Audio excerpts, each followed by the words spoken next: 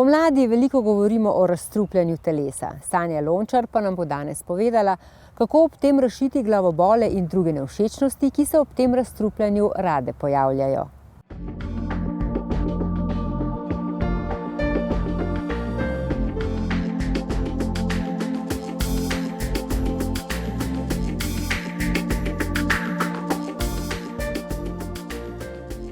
Ko pride pomlad, potem zagnano začnemo s pomladanskim čiščenjem ne le hiše, ampak tudi telesa.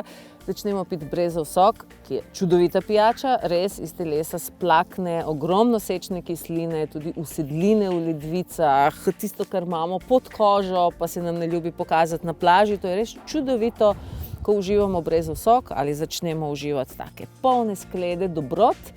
In človek bi mislil, da ko vse to naredimo, bomo visoko leteči od energije, ampak potem mi pa pišete, da imate glavobole, da ste čisto zaprti, da vas zazvija v želodcu, da imate celo bolečine, hemoroide. Ob vseh teh dobrotah, zakaj do tega pride?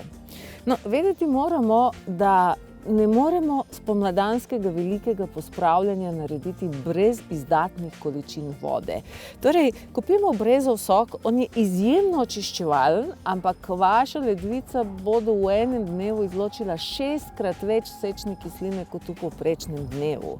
To pomeni, da to splakovanje moramo podpreti z dodatnim vnosom vode ali snovi, ki nas hidrirajo. Predvsem z izotoničnimi pijačami to dosežemo. Drugo, kar je zelo pomembno, poglejte, regrat, rožice, solatkice, to je tudi izjemno očiščevalno, ampak sproži zelo hitro razstrupljanje v telesu. In ko naša limfa mora toliko strupov poplakniti, tudi zahteva dodatno hidracijo. In ko te vode ni, jo telo počrpa iz želodca, zato smo zaprti, zato strupi ostajajo v debelem črevesju, zato se pojavljajo hemoroidi in potem ti toksini, ki so ostali v črevesju, sprožajo tudi glavobole. Pri mnogih, če nimate močen želodec, ker za prebaviti takšno solato moraš res imeti tudi dovolj prebavnih sokov, priporočam, da vse te dobrote uživate z dodatno izdatno količino začimbnic. Predvsem komarček, kumina, janež sta začimbnice, ki ne smeta manjkati v taki močno očiščevalni spomladanski prehrani, ker drugače nas vse bo napenjalo. To je narava takšne hrane. Drugi pomemben poudarek je, da pazimo, da čim bolj hidriramo telo.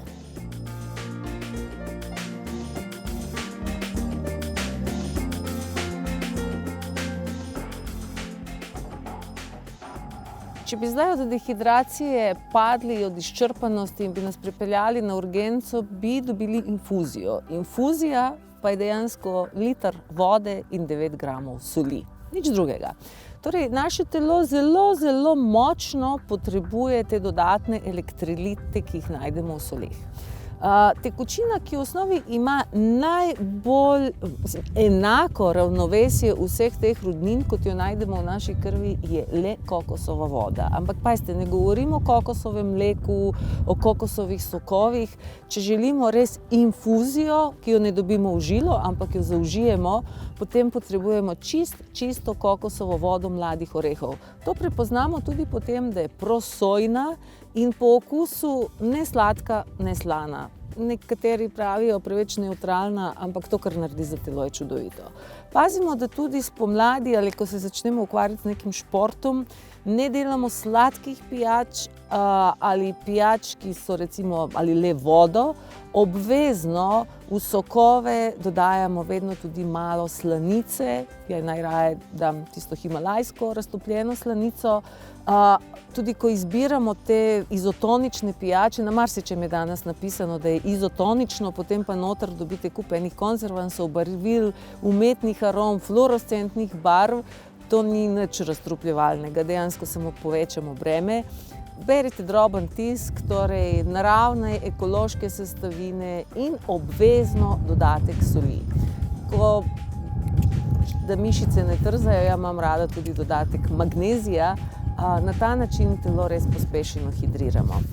Poglejte si malo tudi na tisto merilno postajico, večina ljudi jo že ima, in kontrolirajte vlažnost v zraku.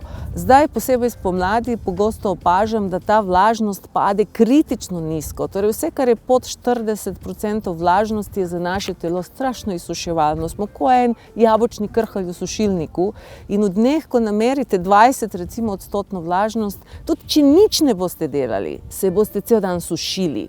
Potem pa imamo po noči suha usta pa glavobole. Spomnite se in pravim, uživajte čim več izotoničnih pripravkov, vodi pa dodajte slanico.